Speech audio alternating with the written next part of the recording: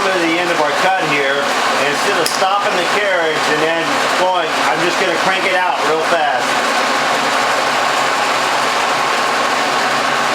The reason why I do that is because end mills have a certain amount of tool pressure on the rotation, meaning as they're cutting, they want to pull to one side. You notice it more often than not on a table that's sloppy, or a spindle that's sloppy, or your extended way out, or it's a really long end mill, and you know, you physically can see that pull to one side.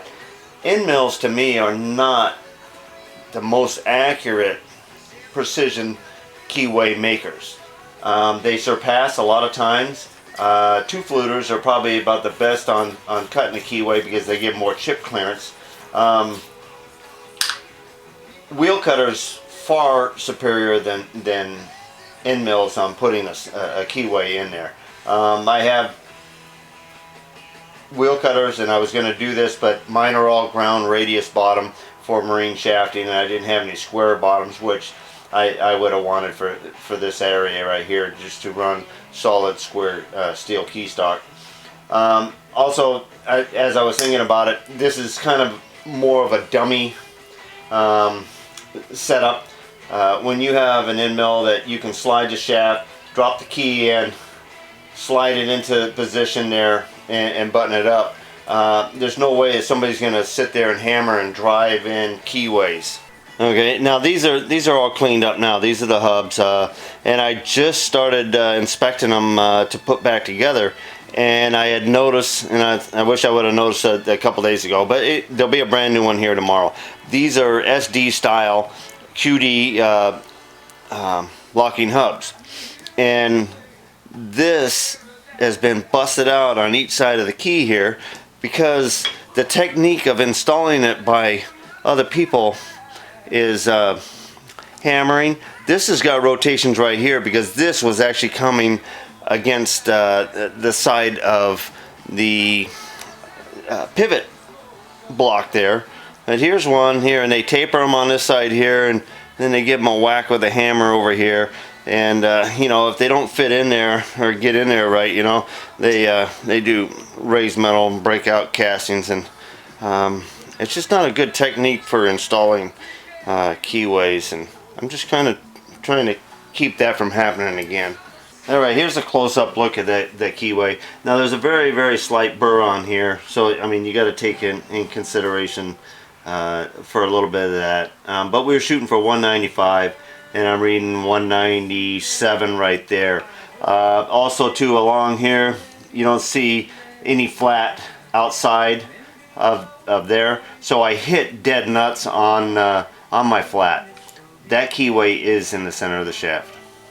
Okay, what's nice is we're doing the next shaft. This is going to be the keyway on the drive coupling that'll be off the end of the shaft.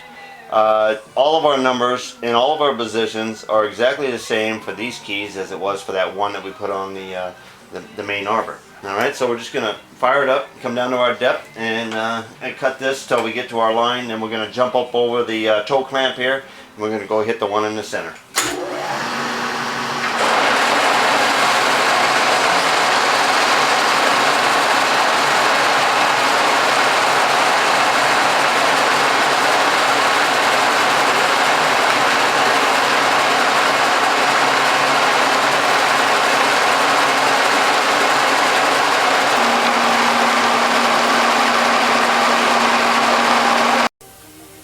Worst thing you could do is leave a sharp edge on a keyway there. The sharp edge leaves a stress rise area for a crack or damage to start. So rolling this over slightly helps strengthen the leading edge of your key, and it dresses it off. You don't get cut. Easier to fit the key in and out, and a couple other things.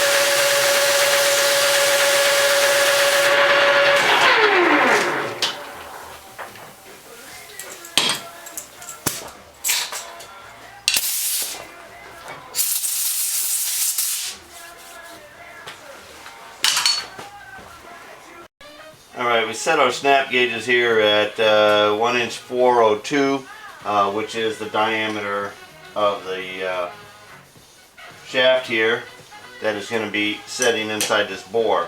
And this bore is 1/400, and that was 2,000 press we found on there. So we're going to warm this up until we got free passage here. We do have it set up here in case we have to press it in. There's two things to point out. Whenever you're putting a shoulder against a shaft in, this is a sharp edge right here, sharp corner.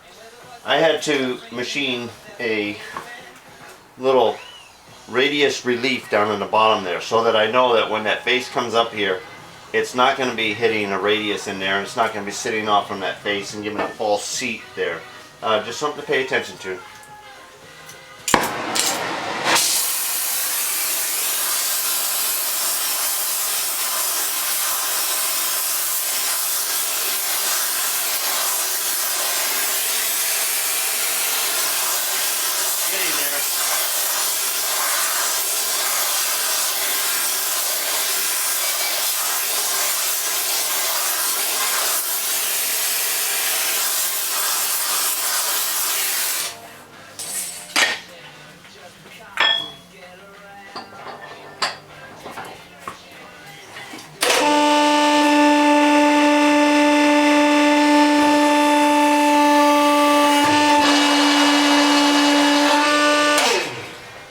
Well, I don't think that thing is going to move.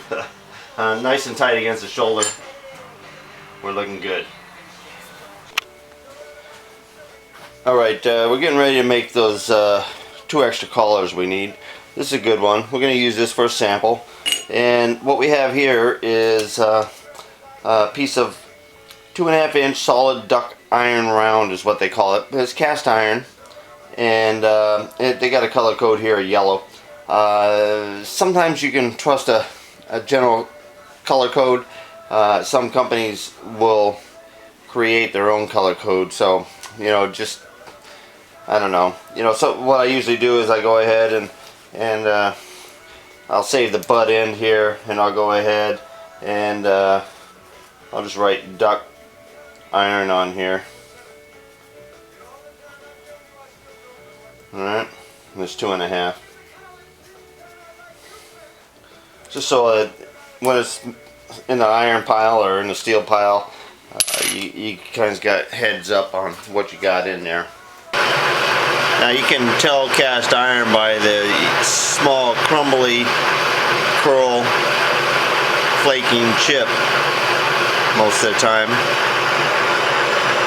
We're going kind of slow right now. We just don't want to spray cast iron all over the lathe.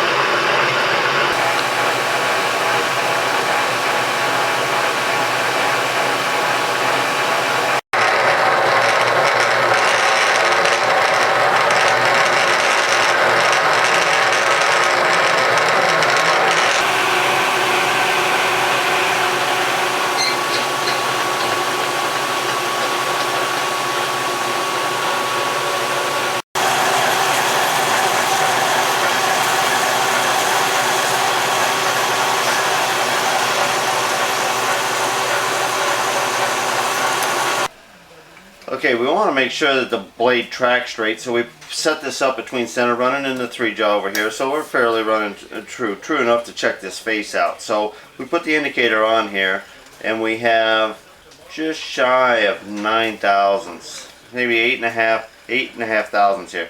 Okay, what we're going to do is we want to go ahead and pop this off real quick, and we're going to go ahead and we're probably going to have to loosen this up here. Get this bag out here. Okay, we're going to go ahead and put the other half on here. 1 3/8. Okay, nothing major. We just ran the reamer. In fact, it just took a couple high spots off of it, so it might have had a little mushroom on there. But that's 1 3/8 here on this shaft. So anyway, we're going to put the nut on here. And we just want to make sure that this back plate here is up against the shaft tight, and by going Alright, we did put that face on there. We put the nut on. We drew it down. We found that we still had 9,000s, 8.5, 9,000s run out on this face. And so we just touched it. We took about 8,000s and we came across this face right here and we completely cleaned it. And now we know that our blade is going to be running 100% true.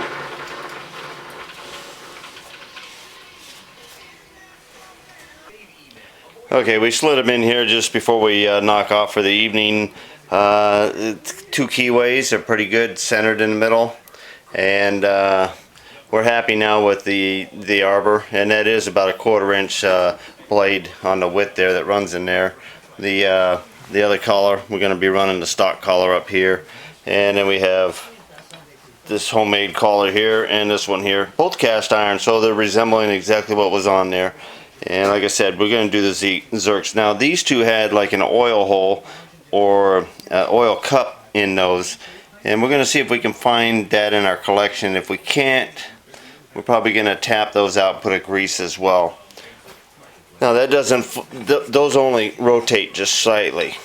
They're not a full revolution there.